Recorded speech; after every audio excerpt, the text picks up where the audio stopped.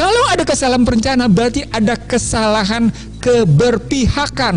Kalau ada kesalahan keberpihakan berarti ada kesalahan format fikir. Itu struktur berpikirnya. Jadi dalam pandangan saya, di arah berpikirnya ini yang tidak beres. Di arah berpikirnya ini yang tidak selesai pada cara-cara pemerintah menghadapi pandemi. Nah, sekarang ketika pemerintah kemarin menyatakan pertumbuhan ekonomi kuartal 2 7,07%, lalu semua orang rata-rata memprotes, sejumlah ekonom yang pro pemerintah menyatakan, yaitu karena tidak punya kemampuan membaca. Baik, saya sebut sekarang sama Anda. Kalau tidak punya kemampuan membaca, itu karena Anda membandingkan kuartal 2 2020 dengan kuartal 2 2021. Fine, jadi memang meningkat. Tapi Anda lupa bahwa 7,07% itu karena satu, Anda membebaskan PPNBM yang namanya pada industri otomotif dan properti. Apa artinya? Maka dalam cerita kuartal 2 dari mulai Maret sampai dengan posisi bulan Juli, Agustus posisinya, semua penjalan mobil 1.500 sampai dengan 2.000 cc meningkat 980%. Satu. Yang kedua, peningkatan penjualan motor 288%. Pertanyaan besar, kalau itu yang terjadi, maka siapa yang sesungguhnya menikmati? Kan berarti industri otomotif. Industri otomotif, kalau industri otomotif menikmati siapa? Domestik apa luar? Luar jadi jatuhnya. Itu makanya saya bilang, penghapusan PPNBM terhadap industri otomotif pada hakikatnya negeri ini sedang membiayai negeri orang asing. Muncul logika apa yang disebut dengan crowding out effect itu tidak hanya terjadi pada keuangan. Saya ulang Bapak-Bapak sekalian, crowding out effect itu efek dari posisi kekrisruhan kebijakan itu tidak hanya terjadi pada keuangan, terjadi juga pada namanya sektor industri. Kalau pada keuangan tadi Anda menempatkan suku bunga mahal, sehingga surplus perekonomian Anda bayar keluar. Itu crowding out effect pada finance. Tapi ketika terjadi crowding out effect pada industri, itu nampak pada industri otomotif. Kenapa? Karena manfaat dari kebijakan Anda menghapuskan PPNBM, dia memberikan manfaat besar bagi namanya negara pengimpor industri otomotif ke dalam negeri, sehingga belanja yang terjadi pada industri otomotif hasilnya dibawa keluar, bukan di dalam negeri. Itu pada industri, itu satu. Yang kedua, pada yang namanya properti yang harganya 2 miliaran. Baru berikutnya apa yang saya tadi sebut, muncullah batu bara, muncullah yang namanya sawit. Kalau kita bicara batu bara sawit, itu juga tidak punya efek kuat ke bawah hasilnya. Jadi semua mereka yang memberikan pertumbuhan sesungguhnya adalah pertumbuhan kelas atas. Dampaknya apa? Ketika mereka bicara Gini rasio 3,82, 0,382, sesungguhnya Gini rasio yang tidak menggambarkan kenyataan sesungguhnya.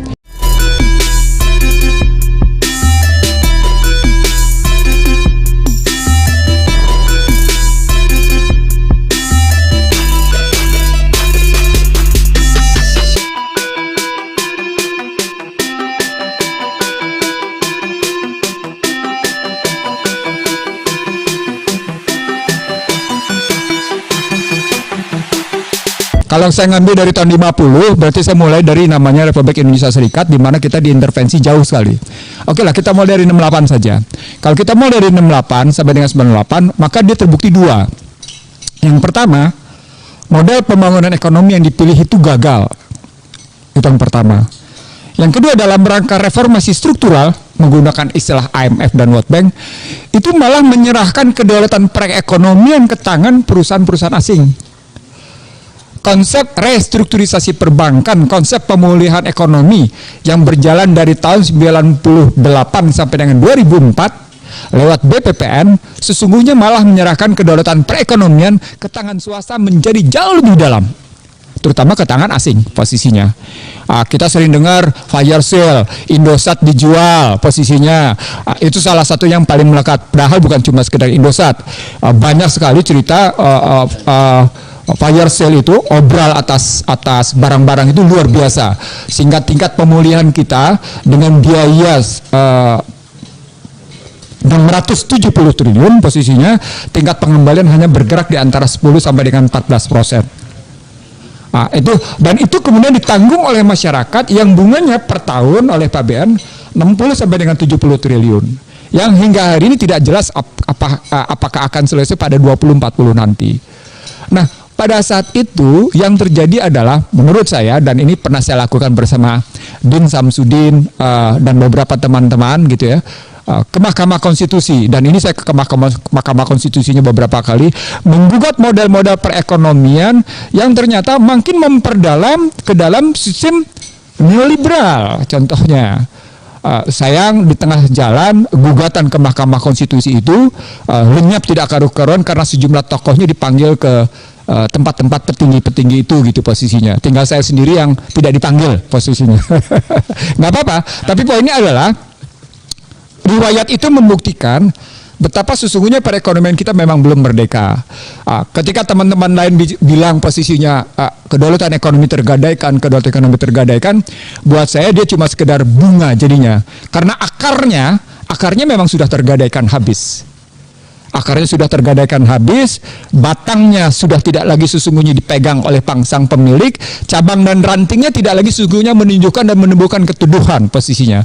Maka bagi siapa saja yang berada di bawah pohon kedaulatan itu, sesungguhnya dalam posisi kehausan, kedahagaan, kelaparan. Bahkan kalau istilah saya, kehilangan harga diri. Miskin akan harga diri. Nah, itu perspektif ekonomi ketika saya ngambil dalam posisi judul Kita Belum Merdeka. Saya berharap sesungguhnya ketika tulisan buku itu keluar, karena buku itu bersamaan dengan buku Selamat Datang di Negeri Amburadul, saya berharap pemilu 2009 itu akan mengubah sebuah pendekatan strategi baru. Ternyata malah enggak. Yang muncul malah setelah Undang-Undang 17 2003 tentang keuangan negara, yang muncul setelah muncul Undang-Undang 38 2008 tentang Asian Charter, yang kemudian melepaskan kedaulatan ekonomi nasional melalui kepada MEA posisinya, kita makin terpuruk makin dalam. Bapak sekalian, dari konstruksi ini, konstruksi pertama yang saya lihat ini, maka sesungguhnya kita sudah dalam posisi begitu susahnya menempatkan diri dalam kancah regional dan internasional. Kita dalam kesulitan menempatkan diri bagaimana di kancah regional. Kalau tadi Husnul bicaranya cuma terhadap Singapura, jangankan terhadap Singapura, terhadap Malaysia pun kita sebenarnya kesulitan. Sederhana saja. Malaysia kebetulan salah satu BUMN-nya bisa ketendang dalam konstruksi energi. Karena memang ada sikap anti terhadap Malaysia. Jujur saja dalam konstruksi misalnya soal BUMN Malaysia. Tetapi kan kita tidak bisa bicara apa-apa terhadap namanya kekuatan energi lain yang sudah sampai ke tingkat retailer posisinya. Terhadap Malaysia memang karena kita nentang habis-habisan, dia bisa angkat kaki, nggak laku posisinya. Tapi kan terhadap sejumlah perusahaan asing lain dia tetap bercengkeram luar biasa. Artinya saya ingin mengatakan sesungguhnya problem Asian Five di mana Indonesia salah satunya, kita tidak pernah naik kelas. Nyaris tidak naik kelas. Jadi dalam struktur Asian Five, ASEAN 5, kita selalu bergerak di antara 4 dan 5. Apakah pada human capital, apakah kita dalam posisi perekonomian, apakah kita bergerak dalam indikator-indikator yang lain. Nah, hal itu yang kemudian pernah saya sampaikan ketika kami mau didirikan dan kita mau deklarasi di posisinya di Teguh Proklamasi. Waktu itu yang cuma Husnul ketika saya bilang Indonesia dalam jejak meningkatkan kemiskinan dan korban pertamanya adalah perempuan. Ingat waktu itu ya? Nah, saya ingin mengatakan begini, kalau hari ini pemerintah menyatakan tingkat kemiskinan hanya 27,55 juta, saya bilang jumlah orang miskin sekarang sudah 167 juta. Kenapa? Yang nir miskinnya, nir purnya, sudah menjadi sungguh-sungguh miskin. Apa indikatornya? Saya beberapa hari ini bertaksi-taksi ria, lalu kemudian ketemu dengan orang-orang di bawah. Supir taksi mengeluh. Tingkat pendapatan mereka berkurang 75%. Untuk mendapatkan 25% itu saja, mereka luar biasanya berjuang habis-habisan. Kalau mereka cuma standby, mereka buang waktu. Kalau mereka cari jalan, pikir-pikir kemana, mereka buang energi karena tidak ada penumpang. Itu fakta yang dihadapkan. Itu walaupun kemudian memang pemerintah dalam PPKM level 4 itu tetap mereka mengizinkan beroperasi, tapi tidak penumpang. Apa indikator sederhananya? Yang pernah ditolak oleh pemerintah tentang penurunan daya beli sejak 2015 hari ini sungguh-sungguh menjadi kenyataan. Terpukullah daya beli itu habis-habisan. Kalau sektor kelas menengah bawah ini terpukul, maka sesungguhnya bisa dilihat pada namanya sektor pertanian. Ada orang yang mengusulkan, kami berharap anak-anak muda masuk ke sektor pertanian. Dia tidak tahu datanya bahwa sesungguhnya rumah tangga pertanian menurun, angkanya ini pernah saya sampaikan dalam evaluasi di 2000. 19 kemarin tentang sektor pertanian, saya ulang, rumah tangga pertanian menurun, tingkat angkatan kerja di pertanian menurun. Yang ketiga yang paling menarik, petani guram meningkat. Angka-angkanya bisa dibuka sendiri posisinya. Apa artinya? Yang ingin saya sampaikan, tingkat kemiskinan yang 167 juta itu adalah sebuah keniscayaan karena memang ambruknya daya beli dan kebijakan pemerintah pada posisi terhadap orang-orang miskin ini tidak tepat. Sampai pada level ini saya teringat pendapat Francis Fukuyama yang selalu saya ulang-ulang. Francis Fukuyama dalam sebuah kesempatan bilang, dalam situasi pandemi seperti sekarang, pemerintah yang sukses adalah pemerintah yang pertama, kepemimpinannya efektif. Yang kedua, kebijakannya efektif. Yang ketiga, program-programnya efektif. Saya tambahin 2 hal lagi. Didukung oleh masyarakat, yang kemudian ada kerjasama masyarakat untuk menjalankan itu. Muncul pertanyaan, apakah 5-5-nya ada? Nggak punya. Kepemimpinan tidak efektif, kebijakan tidak efektif, program tidak efektif, kepercayaan masyarakat tidak ada, dukungan masyarakat juga sifatnya semu. Kenapa? Karena dukungan masyarakat ada di buzzer, tidak dalam real kenyataan. Sehingga akibatnya alokasi-alokasi anggaran yang muncul di APBN tidak mengakibatkan penguatan daya beli. Tidak ada yang namanya aplikasi alokasi anggaran itu menghasilkan sesuatu yang positif dalam kerangka orang-orang di bawah. Hasil positifnya ada. Tadi yang Said Didu bilang di level atas posisinya. Itu berarti logikanya bukan cuma sekedar kesalahan alokasi, tapi kesalahan perencanaan. Karena sebuah anggaran menunjukkan paling tidak 3 hal. Ada regulasinya, ada alokasinya, ada distribusinya, ada stabilisasinya. Kalau alokasinya sudah kemudian tidak memadai, kebijakan efektif tidak memadai, berarti ada kesalahan perencanaan. Kalau ada kesalahan perencanaan, berarti ada kesalahan keberpihakan. Kalau ada kesalahan keberpihakan, berarti ada kesalahan format fikir. Itu struktur berpikirnya. Jadi dalam pandangan saya, di arah berpikirnya ini yang tidak beres. Di arah berpikirnya ini yang tidak selesai pada cara-cara pemerintah menghadapi pandemi. Nah, sekarang ketika pemerintah kemarin menyatakan pertumbuhan ekonomi kuartal 2 7,07%, lalu semua orang rata-rata memprotes, sejumlah ekonom yang pro pemerintah menyatakan, yaitu karena tidak punya kemampuan membaca. Baik, saya sebut sekarang sama Anda. Kalau tidak punya kemampuan membaca, itu karena Anda membandingkan kuartal 2 2020 dengan kuartal 2 2021. Fine, jadi memang meningkat. Tapi Anda lupa bahwa 7,07% itu karena satu, Anda membebaskan PPNBM yang namanya pada industri otomotif dan properti. Apa artinya? Maka dalam cerita kuartal 2 dari mulai Maret sampai dengan posisi bulan Juli, Agustus posisinya, semua penjualan mobil 1.500 sampai dengan 2.000 cc meningkat 980%. Satu. Yang kedua, peningkatan penjualan motor 288%. Pertanyaan besar, kalau itu yang terjadi, maka siapa yang sesungguhnya menikmati? Kan berarti industri otomotif. Industri otomotif, kalau industri otomotif menikmati siapa? Domestik apa luar? Luar jadi jatuhnya. Itu makanya saya bilang, penghapusan PPNBM terhadap industri otomotif pada hakikatnya negeri ini sedang membiayai negeri orang asing. Muncul logika apa yang disebut dengan crowding out effect itu tidak hanya terjadi pada keuangan. Saya ulang Bapak-Bapak sekalian, crowding out effect itu efek dari posisi kekrisruhan kebijakan itu tidak hanya terjadi pada keuangan, terjadi juga pada namanya sektor industri. Kalau pada keuangan tadi Anda menempatkan suku bunga mahal, sehingga surplus perekonomian Anda bayar keluar. Itu crowding out effect pada finance. Tapi ketika terjadi crowding out effect pada industri, itu nampak pada industri otomotif. Kenapa? Karena manfaat dari kebijakan Anda menghapuskan PPNBM, dia memberikan manfaat besar bagi namanya negara pengimpor industri otomotif ke dalam negeri. Sehingga belanja yang terjadi pada industri otomotif, hasilnya dibawa keluar, bukan di dalam negeri. Itu pada industri, itu satu. Yang kedua, pada yang namanya properti yang harganya 2 miliaran. Baru berikutnya apa yang saya tadi sebut. Muncullah batu bara, muncullah yang namanya sawit. Kalau kita bicara batu bara sawit, itu juga tidak punya efek kuat ke bawah hasilnya. Jadi semua mereka yang memberikan pertumbuhan, sesungguhnya adalah pertumbuhan kelas atas. Dampaknya apa? Ketika mereka bicara Gini rasio 0,382, sesungguhnya Gini rasio yang tidak menggambarkan kenyataan sesungguhnya.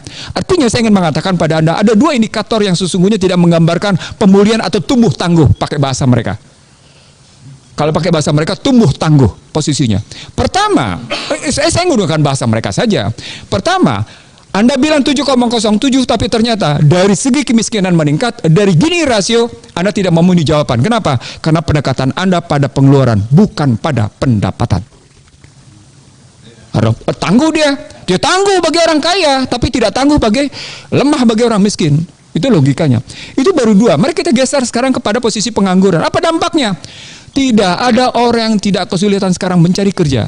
Sekedar untuk bertahan saja sudah tidak bisa lagi. Karena banyak kondisi perusahaan sekarang sudah mungkin menipis persediaannya. Kalau pada periode pertama di 2020 persediaan masih cukup sehingga mereka bisa bergulir, dalam kondisi sekarang perusahaan sudah tidak punya lagi persediaan. Cuma sektor farmasi, sektor kesehatan, sektor IT yang cukup hidup, yang punya daya tahan luar biasa. Tadi Sagana menyebut misalnya katakan kapitalisasi pasar pada industri IT. Saya mencatat pada bulan Mei saja mereka sudah memperoleh 3,78 triliun. Industri farmasi sudah bagi-bagi keuntungan kepada pemegang sahamnya 378 miliar.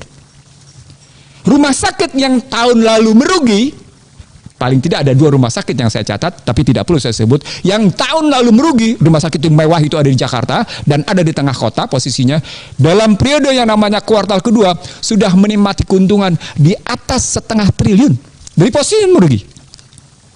Artinya ada problematik di sini sekali lagi pada model pendapatan dan pengeluaran berdasarkan Gini rasio. Pada saat yang sama, karena kemampuan daya beli turun, ketimpangan tinggi, gizi menurun. Kalau gizi menurun akibatnya apa? Kecerdasan menurun. Berarti dampak pukulannya adalah pada kehilangan generasi. Nah, pemerintah sama sekali tidak mengatasi model seperti ini. Mereka lupa bahwa kesalahan alokasi, kesalahan kebijakan, kesalahan orientasi berpikir berdampak pada namanya kualitas kehidupan masyarakat. Bapak sekalian, kalau kita bicara sampai pada level ini, itu berarti kita bukan cuma sekedar tidak merdeka, kita bukan sekedar belum merdeka. Kita sedang menurunkan kelas posisi diri kita. Maka wajar kalau kita turun kelas dari pendekatan menengah atas menjadi menengah bawah. Lalu muncul angka dari Bappenas pada 13 Agustus 2021 di depan partai politik yang menunjukkan bahwa sampai dengan 2045 Indonesia baru dalam skenario pesimis baru bisa menunjukkan pertumbuhan 5% untuk income per kapita 2045. Sementara kalau bicara pada level 2022 income per kapitanya tetap tidak bisa naik, susahnya luar biasa. Anda bayangin 2021 2045 ini dibuat oleh Bappenas, disampaikan oleh Soeharto Monoarfa dalam sebuah pertemuan dengan sebuah partai, saya sebut saja dengan PDIP. Saya dapat dari Laude Kamaludin nih posisinya pada 13 Agustus 2021 ya. Saya buka saja karena Laude yang bagikan ke saya dan saya baca, dan buat saya ini angka menarik. Angka-angka sebelumnya menarik, tapi buat saya angka paling menarik adalah ini. Karena saya lihat di sini soal bicara income per kapita dan ini berrelasi dengan yang namanya angka 7,07% pertumbuhan tadi. Menurut angka yang disampaikan oleh Soeharto Monoarfa pada 13 Agustus 2021 posisinya. Pada 2021 memang ada terjadi pertumbuhan untuk income per kapita, tapi tidak setinggi yang digambarkan oleh pemerintah. Pada 2045, angka pesimisnya 5%, angka moderatnya 6%, angka optimisnya 7%. Artinya, untuk yang 5%, angka pesimisnya itu, dia belum menyentuh ambang batas pendapatan tinggi. Ambang batas pendapatan tingginya di sini disebut sebagai 12.695 US dollar posisinya. Ini kalau mau dilihat gambarnya seperti ini. Posisinya, artinya sesungguhnya sekali lagi ini bukan cuma sekedar menggambarkan kesalahan alokasi, ini menggambarkan kesalahan orientasi berpikir, kesalahan kebijakan perencanaan pembangunan. Ini ujungnya kan berarti, oh iya, berarti tidak ada orientasi keberpihakan ke dalam domestik. teringat saya ke dalam sebuah seminar di mana Sri Mulyani sebagai pembicara, Agus Martowardoyo sebagai pembicara, saya penyanggahnya. Pertanyaan saya sederhana. Di tengah situasi pandemi, di tengah situasi perang perdagangan demikian tajam, kenapa Anda tetap melakukan yang namanya kebijakan globalisasi? Dan kenapa Anda tidak melakukan kebijakan deglobalisasi? Nah, sayangnya saya tidak memperoleh jawaban lagi-lagi karena pada saat yang sama kita lihat bagaimana New Zealand melakukan tingkat inward looking yang luar biasa, Amerika melakukan perlindungan, Jepang melakukan perlindungan, Cina melakukan perlindungan, hanya Indonesia yang tetap melakukan yang namanya kebijakan-kebijakan globalisasi gila-gilaan posisinya. Dalam bahasa yang sederhana, Indonesia tangguh mempertahankan prinsip ekonomi neoliberal. Saya ulang Bapak sekalian, Indonesia tangguh mempertahankan prinsip ekonomi, bahkan prinsip ekonomi ultra neoliberal. Nah, kalau sudah sampai pada posisi ultra, kita bisa lihat bagaimana Undang-Undang Minerba, bagaimana Undang-Undang Cipta Kerja. Sudah terbukti. Apalagi kemudian, kalau tadi disebut angka 6,8% pada SBN, saya jadi mestinya ngebandingin juga pada angka misalnya ketika dia tidak laku, dia jual 7,275, dia turun 6,8 tidak laku, lalu kemudian dilepas ke BI dengan tingkat suku bunga 0% posisinya. Poin ini Bapak sekalian, dari level ini kita belum merdekanya makin kelihatan. Pertama, dari aspek keuangan, sejumlah perusahaan sekuritas sudah meninggalkan Indonesia. Itu indikator bahwa investasi sudah tidak laku. Apa artinya? Risiko politik di Indonesia tinggi. Political risk tinggi namanya. Kalau pakai bahasa mereka, risk country-nya naik. Kalau pakai bahasa teman-temannya Rocky nih, country risk-nya naik. Naik dia posisinya. Kalau country risk-nya naik, dia akan nampak pada tingkat suku bunga. Nah, kalau dia naik pada tingkat suku bunga dan tetap tidak mau dibeli, artinya bukan sekedar country risk yang tinggi, Rock. Problemnya seperti yang Bank Dunia menyatakan, ada lack of certainty, ada lack of credibility posisinya, ada lack of compliance. Itu mereka nyatakan. Kalau pakai Mondispur bilang ada problematik pada penegakan hukum. Jadilah apa yang disebutkan oleh Ubaidillah Badrun tadi benar. Jadi kenyataannya. Hal kedua yang ingin saya simpulkan Bapak dalam perspektif ekonomi politik sekarang. Kalau kita melihat situasinya begini, Bapak sekalian, saya tidak melihat ada kejelasan arah pemerintah Republik Indonesia dalam pertarungan digital currency. Saya berkali-kali menyebut, ini adalah Bappenas pada 2018 sudah bicara tentang ada implan yang akan dicangkokkan ke dalam tubuh manusia. Posisinya. Sementara konsep tentang mencangkokkan ke dalam tubuh manusia itu bukan 2018. Itu sudah muncul pada 1996, 1997 posisinya. Yang disebut sebagai Project Lucid. Kalau mau bukunya boleh nanti minta ke saya. Posisinya gratis. Silakan ambil. Nah, tapi poinnya bukan sekedar itu, karena di belakang Project Lucid itu adalah Global Human Control System. Global Human Control System. Jadi ada sistem kontrol kendali manusia yang sesungguhnya berniat mencangkokkan sesuatu ke dalam tubuh manusia dalam rangka kontrol. Motifnya adalah digital currency. Maka muncul pertanyaan, Bapak sekalian. Dalam konstruksi digital currency, posisi Indonesia di mana? Bapak sekalian, mungkin pernah ingat WeChat di Bali pernah dilarang. Ingat ya? Pada akhir Desember 2019. Itu karena sesungguhnya Cina sudah berhasil melakukan uji coba digital currency di Bali. Dilarang oleh yang namanya PI. Hari ini Cina sedang melakukan uji coba di 4 provinsi di negerinya untuk digital currency. Salah satunya di Guangzhou, di Guangdong, dan beberapa tempat lain. Cina sedang bertarung dengan Amerika. Di tengahnya namanya Libra sudah diganti menjadi Carpe Diem, stable coin, produk Mark Zuckerberg posisinya. Nah, ini konstruksi sedang terjadi pertemuan antara Federal Reserve dengan beberapa aneka sistem pembayaran untuk menegaskan sistem pembayaran apa yang mereka pakai dalam kerangka digital currency. Saya belum bicara blockchain karena blockchain beda dengan digital currency. Pindah ke sebelah, Uni Eropa juga sedang bicara tentang digital currency. Kemana larinya? Jadi sudah 3 bank. Ada Federal Reserve, ada PBC, People Bank of China, posisinya. Ada European Central Bank. Yang berikutnya tentu saja bersama dengan Bank of England. Tentu saja bicara tentang Rusia. Pertanyaan, apakah digital currency yang muncul ini tidak didasarkan atas aset collateral base posisinya? Tentu saja mereka bicara tentang collateral base. Kalau seorang Rocky Gerung akan menggunakan handphonenya dalam rangka bertransaksi, maka handphonenya akan terkonek dengan rekeningnya dan rekeningnya akan menyatakan, oke, Rocky bisa dipercaya untuk melakukan transaksi karena di rekeningnya ada duit. Kalau Indonesia mau menggunakan digital currency dengan mode transaksi pound by pound to the merchandise, posisinya. Maka pertanyaan berikutnya, basisnya apa? Basisnya apa? Cadangan devisa. Cadangan devisanya punya siapa? Bagaimana kalau cadangan devisanya ternyata isinya adalah utang luar negeri? Seperti yang terjadi sekarang. Sehingga ada, ya fair, 130 miliar itu basisnya adalah sebagian besar adalah utang. Dengan menyebut kemampuan bayar utang sebagai dengan bayar impor 9 bulan, fine, nggak masalah. Tapi berikutnya sesungguhnya mereka tidak sekedar pada cadangan devisa. Mereka mempersoalkan apa yang disebut dengan collateral base-nya sebagai emas. Nah ini masih ribut sehingga mereka bicara back to the Nixon shocks. Ini perdebatan paling tajam sekarang ini. Kalau saya boleh sampaikan, per hari ini mereka sedang bicara lagi tentang back to the Nixon shock. Nixon shock itu adalah posisinya Bretton Woods yang dianggap gagal ketika menggunakan emas sebagai standar dan nilai tukar dalam posisi nilai tukar tetap, posisinya salah satunya. Mereka sedang bicara itu sekarang. Dan itu belum final. Pertanyaan, dalam kerangka Indonesia merdeka, Indonesia mau kemana? Indonesia apa?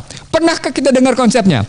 Bapak sekalian, pertanyaan saya ini sesungguhnya berhubungan dengan harga rupiah itu dasarnya apa? Saya ulang Bapak sekalian, harga rupiah itu kalau Anda bilang ini 100 ribu rupiah, standarnya apa basisnya? Amerika pernah menyatakan bahwa 33 dolar US dollarnya adalah sama dengan 1 ounce emas.